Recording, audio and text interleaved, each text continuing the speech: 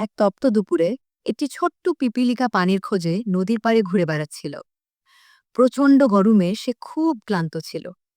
একটি পাথরের খাঁজে উপর হয়ে পানি খেতে গিয়ে হঠাৎ তার পা পিছলে গেল।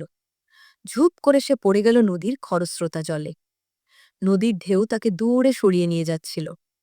পিপিলিকাটি চিৎকার করে বলছিল, বাঁচাও, কেউ আমাকে বাঁচাও। কিন্তু তার ছোট কণ্ঠস্বর শোনার মতো কেউ ছিল না। নদীর ঠিক ওপরের একটি গাছে বসেছিল একটি সাদা ঘুঘু। সে পিপিলিকাটির ছটফটানি দেখে খুব ব্যথিত হল। সে ভাবল, এইটুকু প্রাণীকে এখনই সাহায্য না করলে সে ডুবে যাবে। ঘুঘুটি ঝটপট গাছ থেকে একটি বড় সবুজ পাতা ছিঁড়ে নিল এবং উড়ে গিয়ে ঠিক পিপিলিকার সামনে পানিতে ফেলে দিল। পিপিলিকাটি অনেক কষ্টে পাতার ওপর উঠে বসল। কিছুক্ষণ পর বাতাস আর স্রোতের টানে পাতাটি তীরে এসে ভিড়ল। পিপিলিকাটি প্রাণে বেঁচে গিয়ে আকাশের দিকে তাকিয়ে ঘুঘুটিকে কৃতজ্ঞতা জানাল। কয়েকদিন পর বনে এক নিষ্ঠুর শিকারী এলো। তার কাঁধে ছিল তীর ধনুক আর হাতে জাল।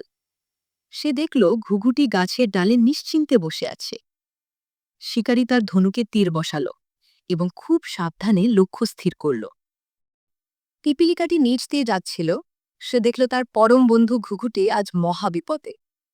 এক মুহূর্ত দেরি না করে সে শিকারীর পায়ে চড়ে বসল এবং তার সর্বশক্তি দিয়ে কষে এক কামড় দিল।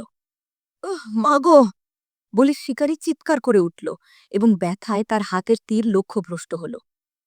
তীরের শব্দে ঘুঘুটির ঘুম ভেঙে গেল এবং সে সাথে সাথে ডানা ঝাপটিয়ে গভীর বনে উড়ে গেল। সেদিন থেকে তাদের বন্ধুত্ব আরও গভীর হল। এই গল্প থেকে আমরা শিখলাম যে ছোট হোক বা বড়, উপকার কখনো বৃথা যায় না। সত্যিকারের বন্ধু সেই যে বিপদে পাশে দাঁড়ায়।